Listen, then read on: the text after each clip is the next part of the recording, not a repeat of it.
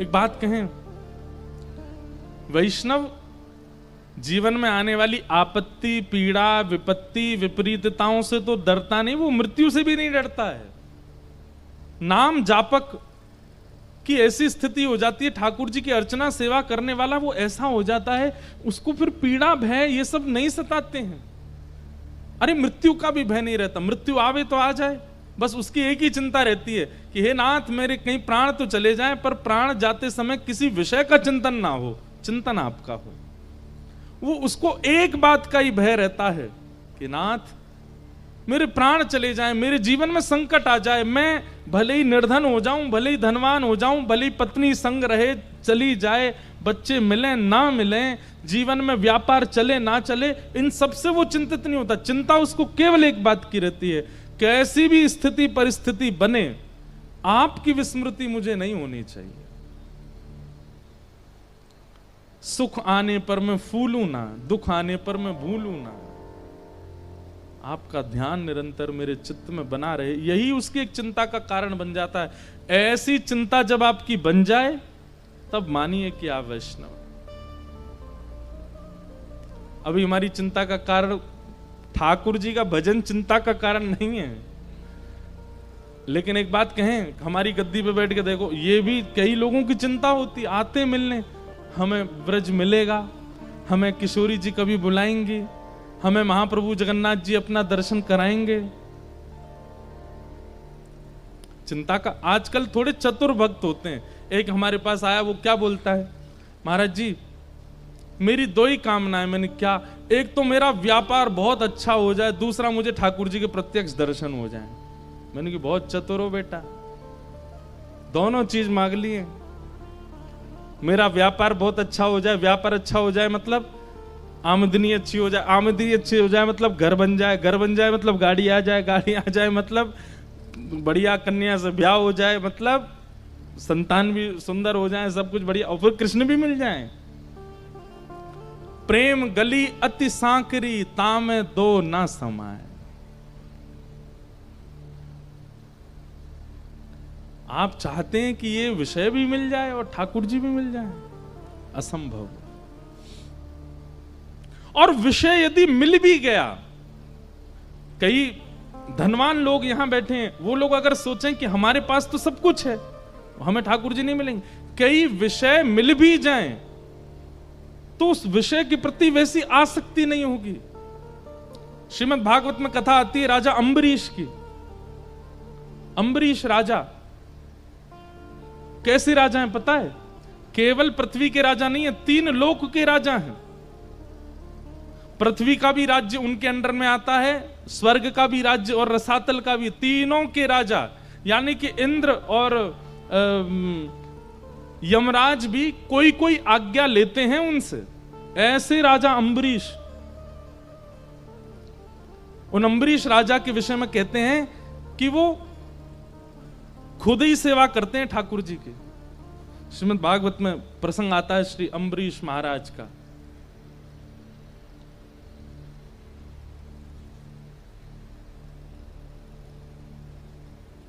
अम्बरीश महाराज के लिए कहते हैं कि अम्बरीशो महाभागः सप्तद्वीपवतिमहम्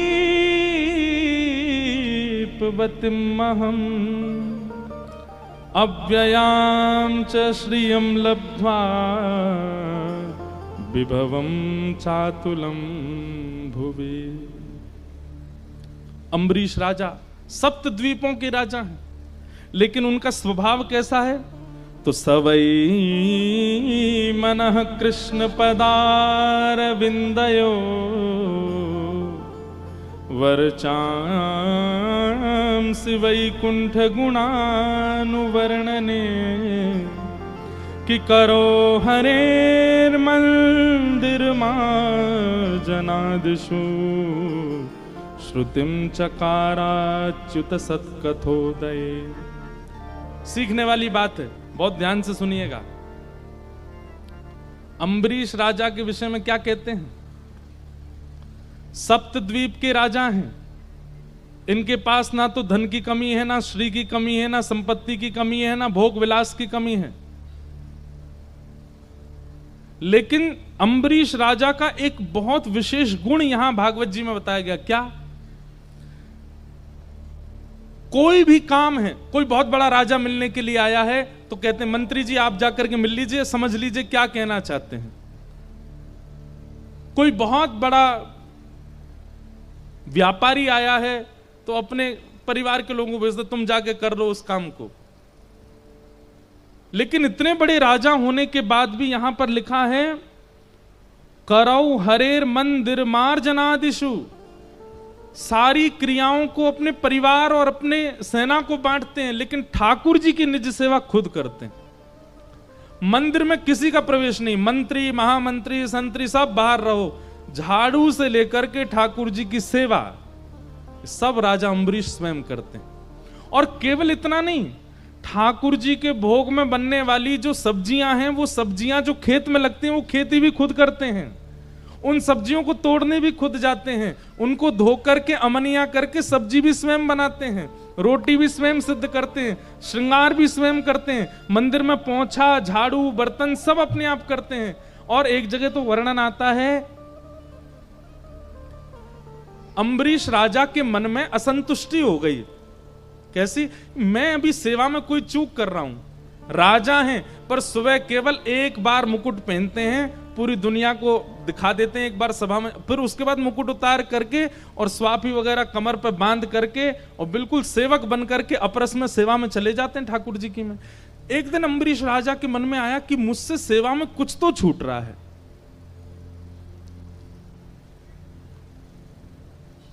ऐसी कौन सी सेवा है जो शायद मैं नहीं करता हूं, कहीं और से हो रही है। और तभी उनके मन में क्या आया, आटा गूंद रहे थे, सप्त द्वीपों का राजा अम्बरीश आटा गूंद रहा है, पत्नी को भी अधिकार नहीं है सेवा में आने का, तुम बाहर रहो, बच्चों को संभालो, परिवार को, ठाकुर जी की सेवा में खुद करूंगा। आटा गूंदते गूंदते मन में आया ये आटा पहले अनाज था, ये आटा कैसे बना? बोले आटा बना पीसने से, किसी ने चक्की में किसी और ने पीसा है। अपने सब सैनिकों को बोले आटा कौन पीसता है? बोले वो लोग पीसते हैं। बोले उनसे कहो चक्की घर पे दे जाए, मैं पीसूंगा खुद। इतनी सेवा भी कोई और नहीं करेगा, ये भी मैं ही करूंगा। मेरे प्रभु हैं, मेरे नाथ हैं, मेरे स्वामी हैं, उनकी सेवा में चूक कैसी? और जब चक्की आ गई घर में, रानी मंत्री संतरी सब सिर पर हाथ धर के बैठे, बोले पागल हो गए हमारे, इनको सप्त द्वीपों का राजा बना किसने दिया है? ये चक्की खुद पीस रहे हैं। और चक्की के पास बैठ करके गेहूं लेकर के डालते जा रहे हैं और अम्बरीश राजा स्वयं अपने हाथों से चक्की पीस रहे हैं। इस दृश्य को देख करके ठाकुर जी रोक नहीं पाए स्वयं को, और अम्बरीश राजा के मंदिर में बैठे ठाकुर जी सचल प्रकट हो गए और दौड़ करके जाकर के अम्बरीश को हृदय से लगा लिया। बोले तुम्हारी भक्ति से मैं बहुत प्रसन्न हूं,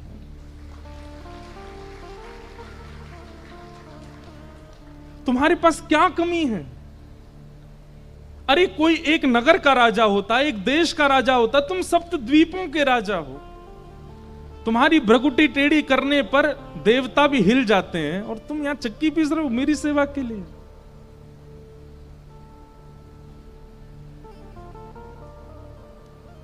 अम्बरीश राजा बोला भगवान आपकी बहुत बड़ी कृपा, आप आए, लेकिन मेरी आपसे प्रार्थना है दोबारा जाके वहीं बैठ जाओ, क्योंकि अभी मेरी सेवा का समय है। मुझे चक्की पीस करके आटा निकाल के गूंद के रोटी बना के भोग लगाना है, भोग में विलंब हो जाएगा, बाद में मिलिएगा मुझसे आगे, पहले जाओ। मतलब ठाकुर जी प्रकट हो गए, उससे प्रसन्न हैं, लेकिन अपनी सेवा नहीं छोड़ रहे हैं। ऐसे सेवा अम्बरीश राजा की। श्रीमद् भागवत में उनको भक्त राज कहा गया है। एक दिन अम्बरीश राजा चक्की पीस रहे थे, जेठ का महीना, भयंकर गर्मी, तो अम्बरीश को पसीने आ गए। अब अपने पसीने नहीं पहुंच रहे हैं, क्यों? क्योंकि कहीं एक बूंद भी गिर गया आटे में तो सेवा खंडित हो जाएगी, तो अपना मुख दूर करके ऐसे चक्की पीस रहे थे। इतने में ही अम्बरीश राजा को लगता बड़ी ठंडी ठंडी हवा आ रही है और हवा में चंदन की सुगंधी, इत्र की सुगंधी, केसर की सुगंधी आ रही है। अम्बरीश राजा ने नेत्र खोल करके देखा तो ठाकुर जी बगल में खड़े अपनी पीतांबरी से हवा कर रहे थे। अम्बरीश राजा की अम्बरीश के तो नेत्र सजल हो गए, चरणों में गिर गया। वो भगवान ये क्या कर रहे हैं आप, ये आपको शोभा नहीं देता है, आप परमात्मा हैं, आप भक्त की सेवा नहीं कर सकते। तब भगवान कहते हैं अहम भक्त पराधीन। अम्बरीश, तुमने कभी विचार किया कि तुम सप्त द्वीपों के राजा हो और पूरा दिन मेरी सेवा में रहते हो? सप्त द्वीपों का संचार कैसे होता है? जब भक्त अपना संपूर्ण मुझे निवेदित कर देता है तो फिर उस भक्त का जीवन कैसे चलेगा? यहां लोगों की शिकायत नहीं खत्म होती, महाराज जी नाम जप कैसे करें, क्यों पढ़ाई बची है, नाम जप कैसे करें, अभी तो जॉब बची है, नाम जप कैसे करें, हमें तो घर के लिए कमाना है, गृहस्थाश्रम में रहते हैं, पत्नी के लिए, आदि आदि इतनी शिकायतें करते हैं। पर अम्बरीश, तुमने कभी कोई शिकायत नहीं की, तुम पूरे दिन सेवा में रहते, तुम कभी सोचते नहीं तुम्हारा घर परिवार चलता कैसे? मैं ही तो चलाता हूं। जब भक्त अपना सर्वस्व मेरे सेवा में अर्पित कर देता है, उस भक्त का सब कुछ संभालने की, तुमको आज पता चला कि तुम्हारी हवा में कर रहा हूं, बाकी तो तुम्हारा राज्य पूरा मैं ही चला रहा हूं, क्योंकि तुम पूरे दिन सेवा में रहते हो। ऐसे भक्तराज अम्बरीश।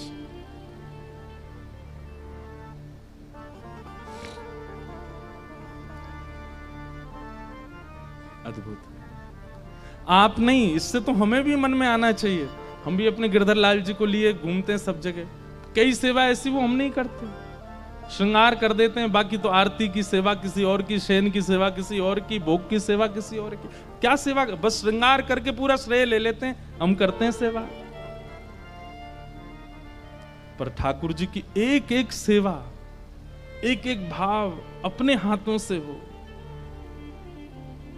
तभी तो ठाकुर जी प्रसन्न होंगे। बुरा नहीं मानिएगा, आजकल माताएं अपने बालकों की सेवा के लिए एक माता जी और रखती हैं, वही गोदी में लेके चलेंगी, वही दूध पिलाती हैं, वही सेवा करती हैं, वही सुलाती हैं, वही उसको सब जगह करती हैं, सब क्रिया, बस श्रेय लेने को। कौन की? इतनी सुंदर लाली को, मेरी है, अरे मेरी लाली आ जा। कई बार तो मैंने देखा वो बालक अपनी माँ की गोद में ही रोते हैं, उनके पास जाना है जो सेवा हमारी करते हैं। अरे ये बहुत रो रही है, शांत नहीं हो रही, अरे तुम्हारी बेटी है, तुमसे ही नहीं हो रही। हम ठाकुर जी की सेवा बता रहे हैं मंच पे बैठ के, हाँ अपने खुद की संतानों की सेवा नहीं होती मां से। ठाकुर जी की सेवा तो बहुत दूर की बात है। आप लोग इधर उधर मत देखो, ये सब उसको ढूंढ रहे हैं जिसने अपनी बच्चों की सेवा करवाई किसी से। देख देख, देख तेरे लिए कह रहे हैं महाराज जी।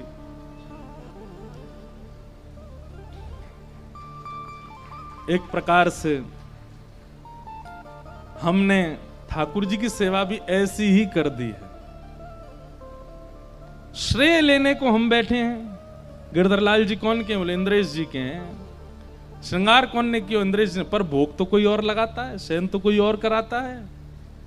आज अम्बरीश राजा की कथा से एक चीज सीखिएगा कि जितनी ज्यादा हो सके सेवा का अधिकार अपने पास रखो। ठाकुर जी आपके लिए आए, वो आपसे सेवा कराना चाहते हैं, वो आपके हैं। शायद हो सकता है कि इस भाव को प्रकट मुझसे भी इसीलिए करा रहे हों कि मैं तेरे संग या मारे ना डोलूं को मोह डोलना बढ़िया लगा, मोह या मारे तेरे संग रहूं, तेरे हाथन से सबरी सेवा चाहिए। होता है महीना में एक बार कुछ बना करके पवाते हैं ठाकुर जी को, पर रोज अब वही बात है, फिर ये सारी सेवा में लग जाएं तो फिर ना तो किसी से मिल पाएंगे, ना जुल पाएंगे, ना कहीं जा पाएंगे, फिर बहुत। लेकिन करूंगा जरूर, एक दिन अम्बरीश महाराज जैसी सेवा होगी। आप लोग भी दृढ़ संकल्पित हो, हमारे ठाकुर जी की पूरी सेवा हम करें। ठाकुर जी को प्रसन्न करने के लिए भक्ति भाव में आए हैं। केवल संतुष्टि मिलती है कथा सुन के, इसलिए कथा नहीं सुननी है। इसके बाद क्या? भगवत प्राप्ति हमारी इच्छा है।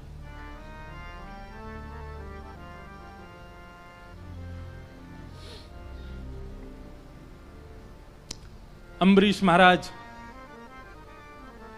वो एकादशी व्रत करते थे, कथा पता होगी सबको। थोड़े थोड़े आगे आ जाओ, बिना उठे नेक नेक खिसक के आओ। अम्बरीश राजा एकादशी व्रत करते थे और आपका नियम था कि आप समय पंचांग देख करके द्वादशी कब लग रही है तभी पारणा करते थे।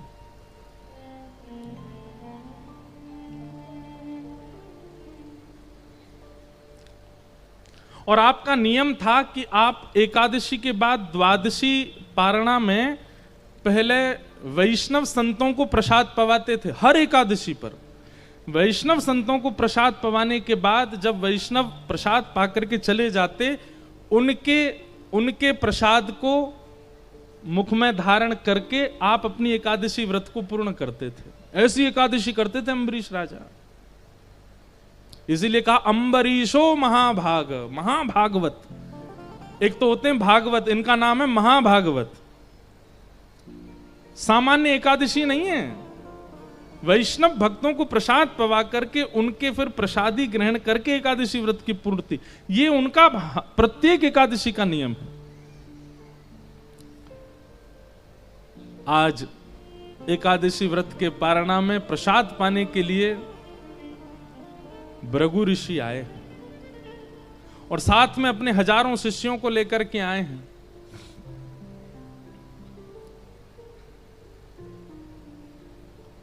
आए, चरण धोए, चरण धो करके उनका तिलक किया, बहु सम्मान किया, माला पहनाई, दक्षिणा प्रदान की। अम्बरीश राजा ने कहा भगवान प्रसाद तैयार है, आप पाने के लिए विराज जाइए।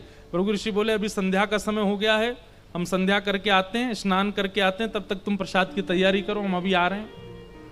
अच्छा, भृगु ऋषि प्रसाद पाने और व्रत पूर्ण कराने नहीं गए थे, वो परीक्षा लेने ही गए थे अम्बरीश राजा की।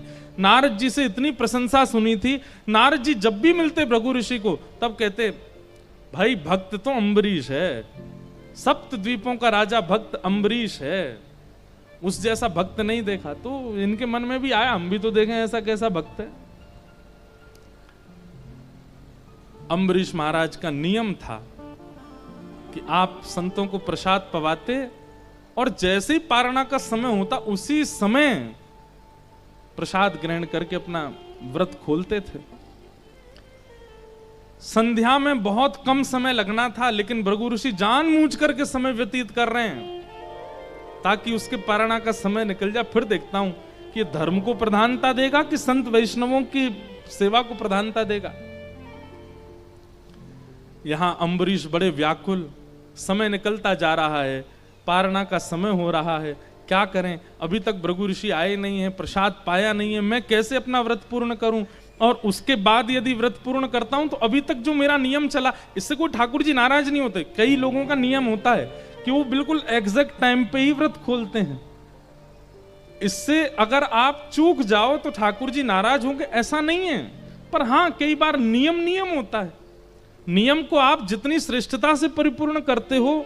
भाई स्कूल जाने का समय है 7 बजे, अब 7 बजे अगर पहुंच जाते हो, फर्स्ट क्लास अटेंड कर लेते हो तो अटेंडेंस में नाम आ जाता है कि प्रेजेंट थे। अब लेट पहुंचोगे, फर्स्ट क्लास ही निकल गई, क्लास टीचर अटेंडेंस लेके चले गए, आपकी अटेंडेंस ही नहीं लग पाई।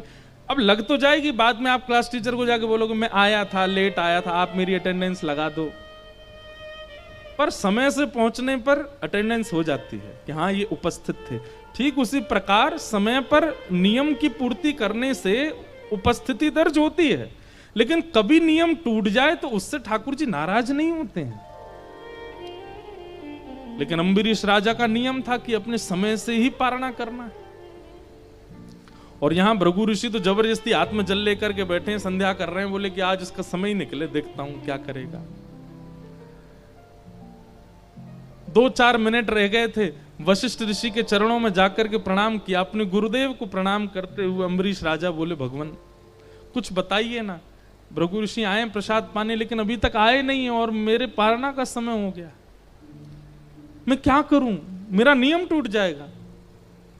मेरे नियम में मुझे कुछ समृद्धि या उपलब्धि नहीं चाहिए, केवल भगवत दर्शन का नियम रखा है मैंने। मैं इस नियम को इसलिए पालन करता हूं ताकि ठाकुर जी मेरे हो जाएं बस। तो कहीं ये नियम टूट गया तो ठाकुर जी मेरे होने में दिक्कत ना हो जाए। वशिष्ठ ऋषि बोले देखो तुम एक काम करो, बोले क्या, ठाकुर जी का अभिषेक करो और अभिषेक करके जो पंचामृत ठाकुर जी का होगा उसका पान कर लो, अपना नियम भी हो जाएगा और फिर जब भृगु ऋषि पाके चले जाएं तो उस प्रसाद को पा लेना। और आपने तुरंत ठाकुर जी का अभिषेक किया पंचामृत हाथ में लेकर के, और जैसे ही पारणा का समय हुआ तुरंत उसको पान करके अपना नियम पूरा कर दिया। ये यहां पी ही रहे थे कि इतने में भृगु ऋषि आ गए। और भृगु ऋषि आकर के बोले, अच्छा हमको बुलाना तो ढोंग है तुम्हारा, तुम तो केवल अपने नियम के पक्के हो, अपने नियम का पालन करना जानते हो। अरे जब ये नियम था कि कोई ऋषि आकर के पाएगा उसके प्रसाद के बाद ही मैं ग्रहण करूंगा, तो ये नियम तुमने तोड़ा क्यों? अम्बरीश राजा बोले, नहीं मैंने वैसे नहीं, कोई भाव नहीं था भगवान, अन्न सेवन तो अभी भी आपके प्रसाद के बाद ही पाऊंगा, केवल मेरे एक समय पर नियम पूर्ति के लिए मैंने गुरु आज्ञा लेकर के बस चरणामृत लिया।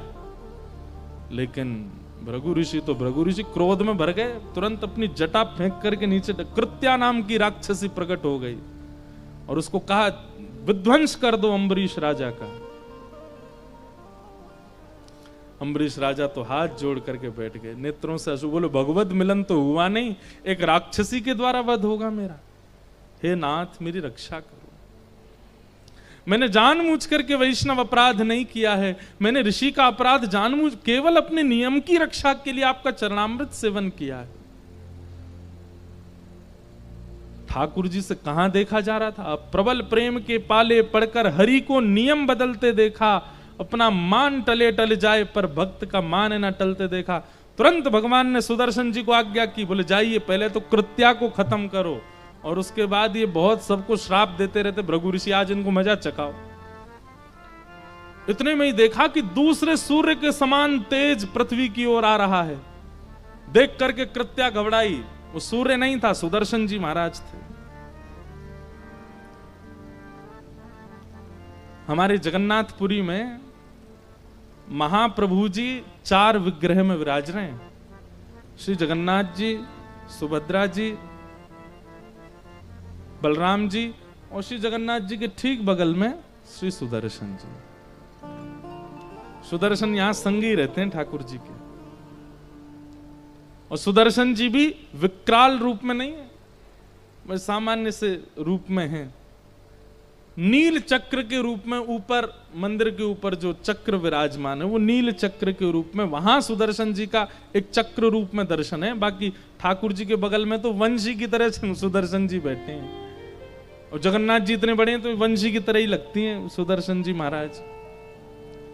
सुदर्शन जी को आज्ञा कर दी, जाकर के कृत्या का वध कर दिया, और कृत्या के बाद सुदर्शन जी भागे भृगु ऋषि के पीछे। तीनों लोकों में डोल लिए, इंद्र से जाकर के कहा रक्षा करो, नहीं कर पाए, शंकर जी से कहा रक्षा करो, नहीं कर पाए, यमराज से कहा रक्षा करो, नहीं कर पाए। दौड़ते दौड़ते सुदर्शन जी से ही बोले कि भैया कैसे बचा, आपसे कैसे बचूं, आप ही बताओ।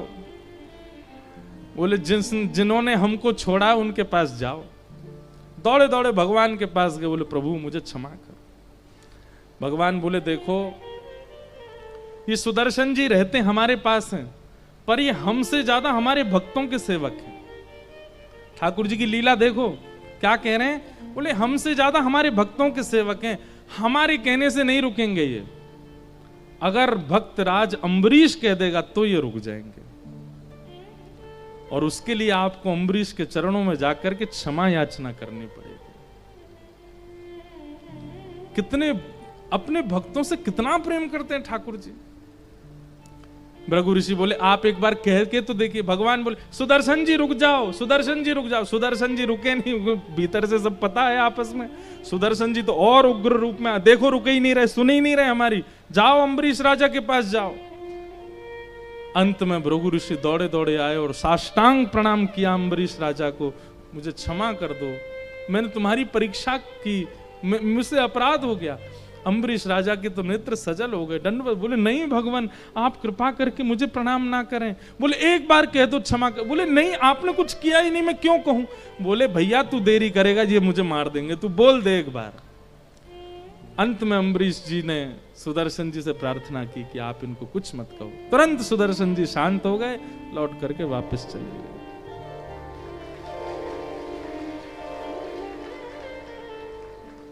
भृगु ऋषि के चरण धोए, भृगु ऋषि के भाई तुम हाथ ही मत लगाओ हमको, अम्बरीश तुम भाई क्या तुमने ठाकुर जी को वश में कर रखा है अपने? अरे भगवान के आयुध भी उनके कहने से नहीं रुकते हैं, तुम्हारे कहने से रुकते हैं। अम्बरीश राजा के नेत्र सजे, बोले ये मैंने कुछ नहीं किया, सब ठाकुर जी की लीला। श्री मद्भागवत में भगवान स्वयं कहते हैं, अहम भक्त पराधीन यस्वतंत्र इव द्विज साधुभिर्ग्रस्त हृदयो भक्तैर्भक्त जन प्रिय। हे भृगु महाराज, मैं अपने भक्तों के पराधीन हूं। वो कभी नहीं चाहेंगे कि कुछ ऐसा हो, पर मैं उनके मन की रक्षा करता हूं, मैं उनके भाव की रक्षा करता हूं। मैं पूरे विश्व मेरे अधीन है, पर मैं अपने भक्तों के अधीन हूं। मैं अपने भक्तों के चाही क्रिया करता हूं, इसलिए मेरे भक्तों का कभी भी आप अपराध मत करना, क्योंकि उनका अपमान होने पर वो तो क्षमा कर देंगे, पर मैं क्षमा नहीं करता हूं, मैं नहीं छोड़ता हूं। इसलिए दुनिया में बंधुओं कोई भी अपराध हो जाए सबसे क्षमा मिल जाएगी, लेकिन कभी किसी वैष्णव का अपराध मत करना, किसी भक्त का अपराध मत करना। ठाकुर जी को वो प्रिय नहीं। ऐसे महाराज अम्बरीश, उनका चरित्र भागवत जी में कहा गया है। तो भगवान ने उत्तरा के गर्भ में जाकर के परीक्षित की रक्षा की। परीक्षित की रक्षा के पश्चात जैसे ही ठाकुर जी जाने लगे, कुंती ने भगवान की स्तुति गाई। तत्पश्चात भीष्म पितामह ने भगवान की स्तुति गाई। सबकी स्तुतियों का श्रवण करते हुए भगवान द्वारिका गए। कुछ दिन बाद भगवान अपनी लीला पूरी करके स्वधाम चले गए। अर्जुन ने यह खबर आकर के पांडवों को बताई, तो पांडवों ने उस नन्हे से परीक्षित बालक को राज्य गद्दी पर बिठा दिया और स्वयं स्वर्गारोहण को चले गए। परीक्षित थोड़े बड़े हुए हैं, 2-3 वर्ष की आयु होगी। उसी आयु में ही उनको राज्य गद्दी पर बिठा दिया और ब्राह्मणों से कहा कि आप निर्देशन दीजिएगा क्या करना है। आपके निर्देशन में ये बालक आगे राज्य का संचार करेगा। और पांडव निकल गए स्वर्गारोहण के लिए। रास्ते भर चिंतन करते जा रहे हैं ठाकुर जी का। कन्हैया कन्हैया पुकारा करेंगे, लताओं में ब्रज की गुजारा करेंगे। कन्हैया कन्हैया पुकारा करेंगे, सब लोग गाओ। लताओं में ब्रज की गुजारा करेंगे। कन्हैया कन्हैया पुकारा करेंगे, लताओं में ब्रज की गुजारा करेंगे। कन्हैया पुकारा करेंगे, लताओं में ब्रज की गुजारा करेंगे।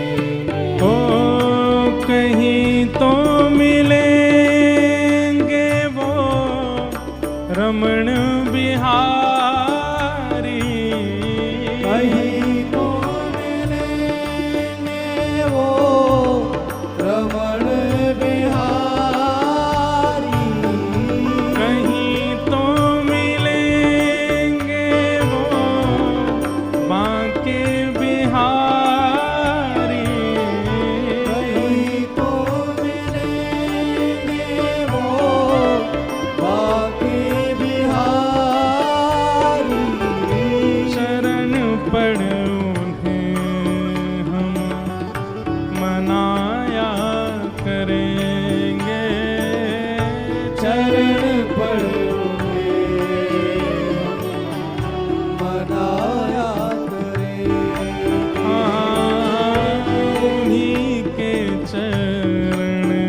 चित लगाया करेंगे।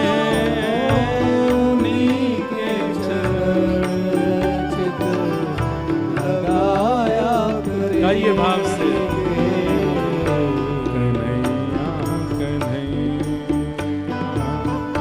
पुकारा करेंगे, लताओं में ब्रज की गुजारा कन्हैया कन्हैया पुकारा करेंगे, लताओं में ब्रज की गुजारा करेंगे। श्री जगन्नाथ महाप्रभु की रहो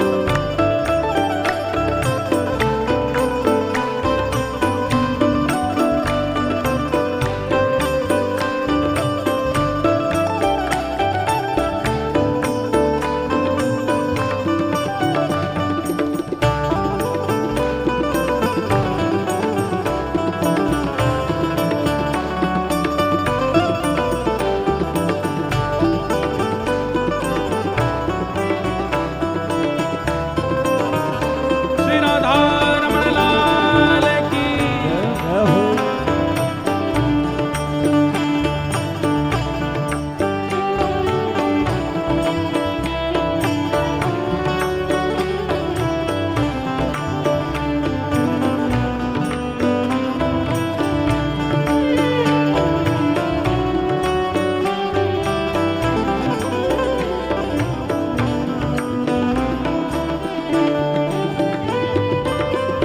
बना करके हृदय में हम प्रेम मंदिर,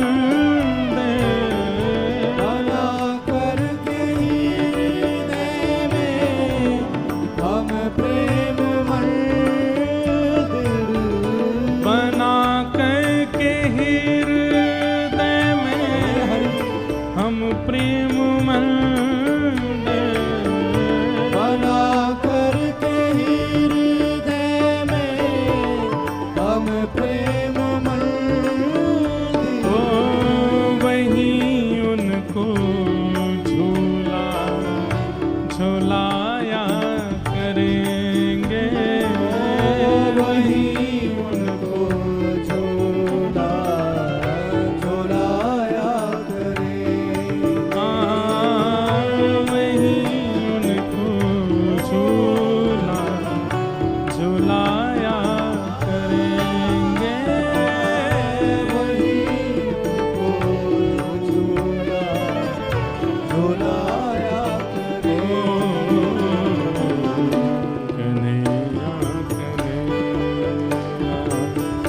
पुकारा करेंगे, लताओं में ब्रज की गुजारा करेंगे। आइए कन्हैया कन्हैया पुकारा करेंगे, लताओं में ब्रज की गुजारा करेंगे। कन्हैया कन्हैया पुकारा करेंगे, लताओं में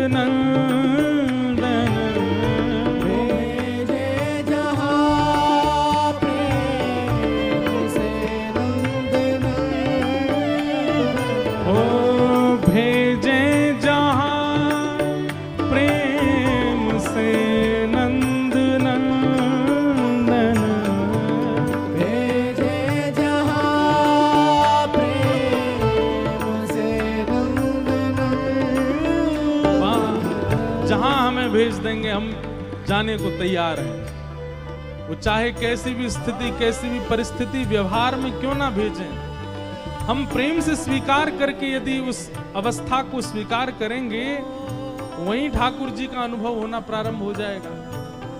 ओ भेजे जहां प्रेम से नंद नंदन, भेजे जहां प्रेम से नंद नंदन। ओ वहीं श्याम वंशी बजाया करेंगे, वहीं श्याम वंशी बजाया करे।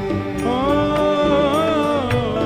वहीं श्याम वंशी बजाया करेंगे, वहीं श्याम वंशी बजाया करे।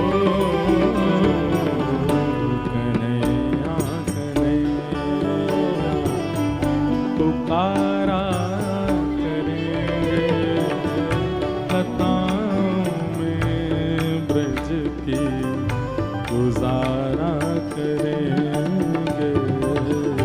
कन्हैया कन्हैया पुकारा करेंगे, लताओं में ब्रज की भाव से गा। करेंगे।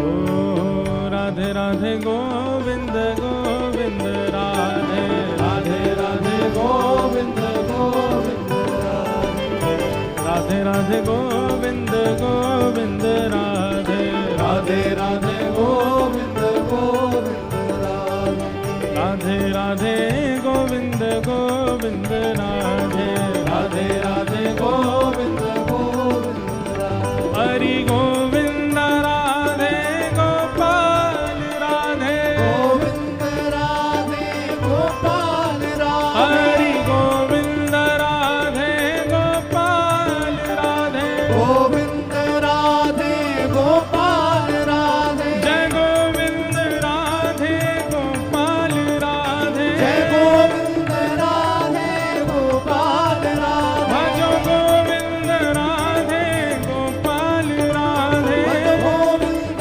राधे गोपाल राधे हरि राधे राधे गोविंद गोविंद राधे राधे राधे गोविंद गोविंद भज राधे राधे गोविंद गोविंद भजो राधे राधे राधे गोविंद गोविंद हरि गोविंद राधे गोपाल राधे हरि गोविंद राधे गोपाल राधे हरि गोविंद राधे गोपाल हरि राधे गोविंद राधे गोपाल राधे भजो गोविंद राधे गोपाल राधे गोविंद राधे गोपाल राधे भजो गोविंद राधे गोपाल राधे भजो गोविंद राधे गोपाल राधे भजो राधे राधे गोविंद गोविंद राधे राधे राधे गोविंद गोविंद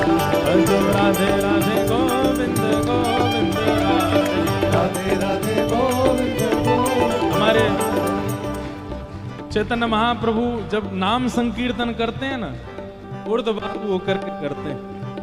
महाप्रभु जगन्नाथ जी भी ऊर्ध्वबाहु होकर के सुनते हैं।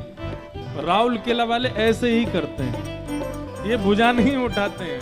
अरे भुजा उठा करके प्रेम भाव से ऊर्ध्वबाहु होकर के राधे राधे गोविंद गोविंद राधे राधे राधे गोविंद गोविंद भजो राधे गोविंद गोविंद राधे राधे राधे गोविंद गोविंद भजो गोविंद राधे गोपाल राधे गोविंद राधे गोपाल राधे हरि गोविंद राधे गोपाल राधे गोविंद राधे गोपाल राधे हरि गोविंद राधे गोपाल राधे गोविंद राधे गोपाल राधे हरि गोविंद राधे गोपाल राधे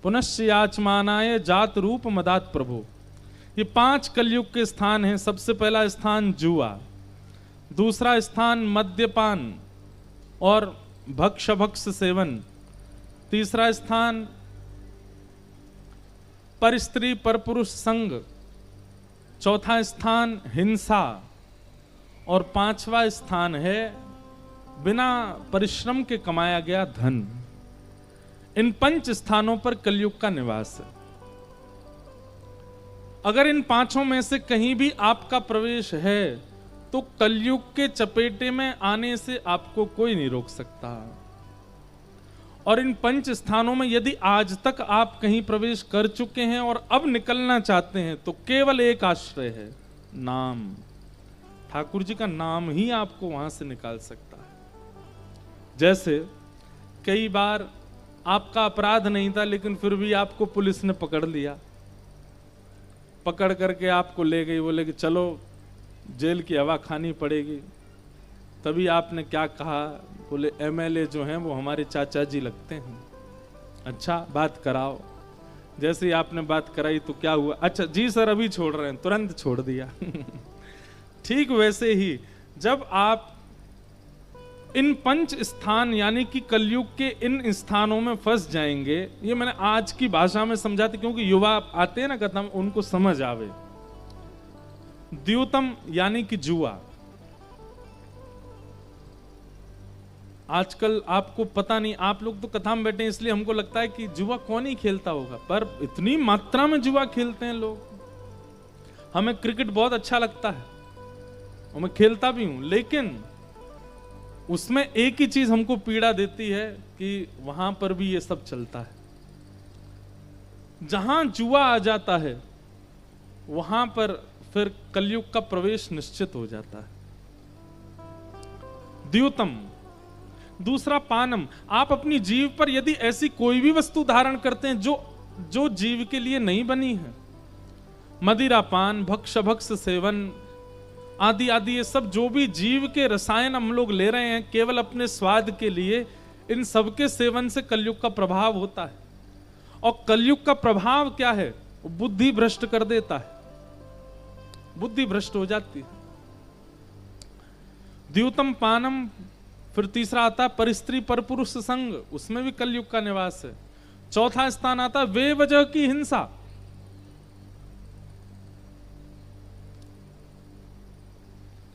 कई लोग होते हैं वे वजह नाराज हो जाते हैं।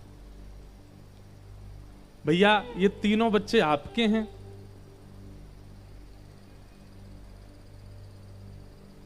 बस इसी बात पे ही नाराज हो गए।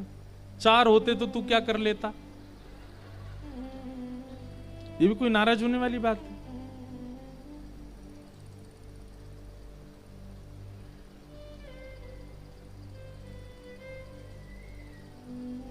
ऐसी ऐसी बातों पे लोग नाराज। ये कलयुग का प्रभाव होता है कि जो नाराज ना होने वाली बात पे भी नाराज हो जाते हैं।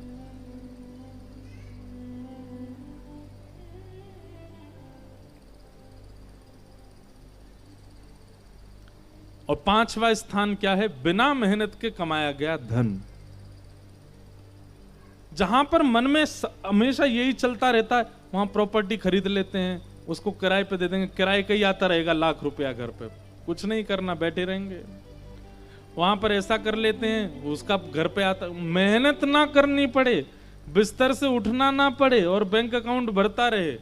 ऐसी प्रवृत्ति और इच्छा रखने वाले लोगों पर भी कलयुग का प्रभाव होता है। भैया परिश्रम अपनी स्थिति से ज्यादा करिए और तब धन कमाइए, उससे धन की पवित्रता होती है। और धन अगर अपवित्र हो गया ना तो फिर वो धन सर्वनाश करता है, नाश की बुद्धि आ जाती है चित्त में। बहुत धन आया, आज मान लीजिए आपकी सैलरी मिली या फिर आप जो व्यापार करते हैं उसमें आपको करोड़ों का फायदा हुआ। करोड़ों का फायदा होते ही सबसे पहले बुद्धि में क्या आता है? अगर सबसे पहले बुद्धि में आता है स्विट्जरलैंड जाएंगे, अब तो टिकट बुक करवाओ, एजेंट को फोन कर रहे हैं वीजा कैसे लगेगा बताओ हमको, तो टिकट करवाओ, जाना है घूमने। समझो ये कलयुग की वजह से आया है धन। और जैसे ही धन का लाभ होते ही मन में पहली विचारधारा क्या आती है? महाप्रभु जगन्नाथ जी का महाप्रसाद अर्पित करेंगे, ध्वजा जी अर्पित करके आएंगे, वृंदावन जाएंगे, संत सेवा करके आएंगे, गोवर्धन की परिक्रमा लगाए, अकेले नहीं लगाएंगे, अपने सब रिश्तेदारों को लेकर के जाएंगे, खूब बढ़िया परिक्रमा लगा के आएंगे, इतना बढ़िया फायदा हुआ है, इसको ठाकुर जी की सेवा में लगा। ऐसी विचारधारा आ रही है चित्त में। मतलब अब मैं तो अपनी योग्यता से थोड़ा बहुत बता रहा हूं, सीधी बात, धन की बढ़ोतरी पर आपका चित्त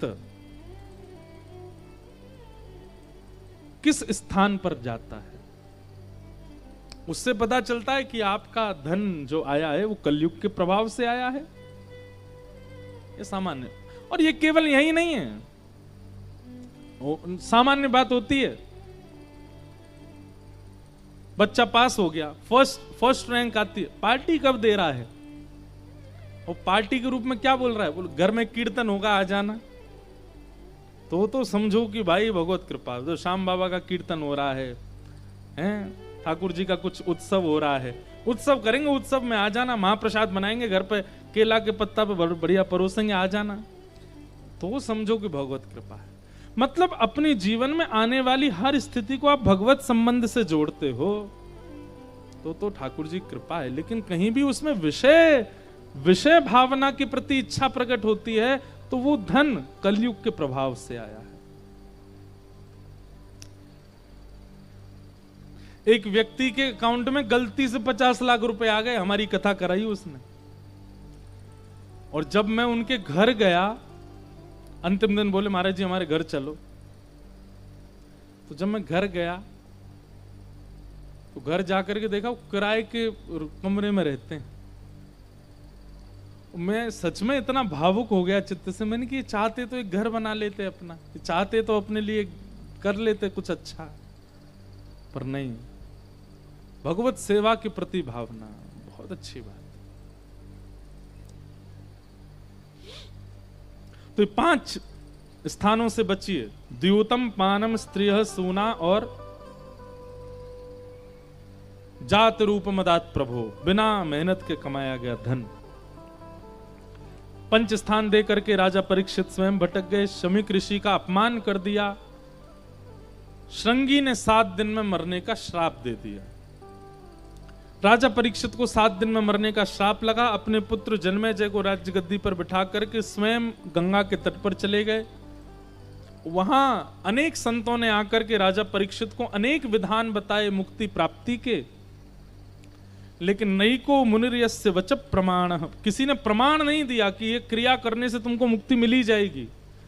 तभी वहां पर श्री शुकाचार्य जी का आगमन हुआ। तत्रा भवत भगवान व्यास पुत्रो यदिच्छयागामटमानो न परीक्ष अलक्षलिंगो निजलाभ तुष्टो प्रतश्चवालैरवधूत भेष। तभी उस स्थान पर श्री शुकाचार्य जी का आगमन हुआ और सुखदेव जी महाराज ने आकर के राजा परीक्षित को भागवत की कथा सुनाई। राजा परीक्षित ने कहा 7 दिन में मरने की मुक्ति का उपाय बताइए। बोले मुक्ति नहीं, भक्ति मांगो। मुक्ति का मतलब होता है मृत्यु के बाद भगवान का दर्शन, और भक्ति का मतलब होता है जीते जी भगवान का दर्शन। तुम मुक्ति की कामना मत करो राजन, मृत्यु के बाद हमारे पास प्रमाण है कि किसको वैकुंठ में दर्शन हुए। सब लोग इधर देखो, आपने सूरदास जी का चरित्र सुना, क्या सूरदास जी ने मृत्यु के बाद भगवत दर्शन किया? नहीं, जीवित अवस्था में किया। हम लोग मीराबाई का चरित्र सुनते हैं, जीवित अवस्था में ठाकुर जी का दर्शन होता है। हम लोग चैतन्य महाप्रभु का चरित्र सुनते हैं, हम लोग करमेती बाई, कर्मा बाई का चरित्र सुनते हैं। सबने जीवित अवस्था में भगवत दर्शन किया, तो फिर हमारे चित्त में ये स्थिति क्यों है कि मृत्यु के पश्चात ही भगवत दर्शन होना चाहिए? नहीं, जीवित अवस्था, और वो संभव केवल भागवत से है। भागवत ऐसा निर्माण कर देगी, भागवत ऐसे चित्त वृत्ति बना देगी कि जीवित अवस्था में भगवत साक्षात्कार संभव है।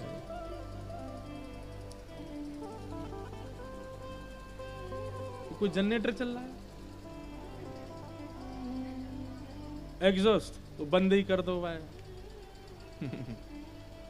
सब लोग इधर देखो। तत्पश्चात अब यहां से श्री शुकाचार्य जी कथा सुनाना प्रारंभ करते हैं परीक्षित को। सृष्टि का प्रसंग सुनाते हैं। सृष्टि प्रसंग के बाद उद्धव विदुर जी के मिलन का प्रसंग सुनाते हैं और वहां श्री उद्धव जी महाराज मैत्री मुनि के पास जाकर के भागवत धर्म का प्रवचन श्रवण करते हैं।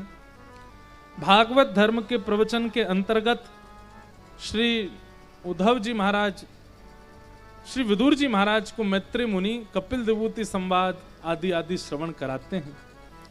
भगवान के परम भागवत श्री ध्रुव जी का चरित्र आया, जिन्होंने अपनी बाल अवस्था में ही भगवत प्राप्ति कर ली।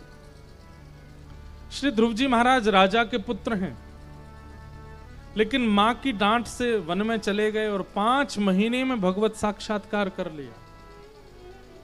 एक बात बहुत ध्यान से सुनिएगा, हम अपनी हर कथा में एक बात कहते हैं कि भगवत दर्शन में,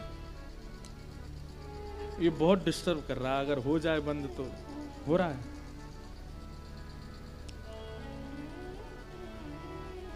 बहुत सावधानी से सुनो। उद्धव जी महाराज, अब इधर देखो, आप क्यों हो रहे हो, आप तो सुनो। हमको क्योंकि विचार करके बोलना पड़ता है ना, अपने आप भाव आते हैं तो फिर वो जा रहे हैं, इसलिए हम बोल रहे हैं, वैसे कोई दिक्कत नहीं। ध्रुव जी महाराज को 5 महीने में ठाकुर जी मिले। वहीं हम सुनते हैं कि श्री कर्दम ऋषि को 1000 वर्ष में भगवान मिले। सबरी को सैकड़ों साल में भगवान मिले।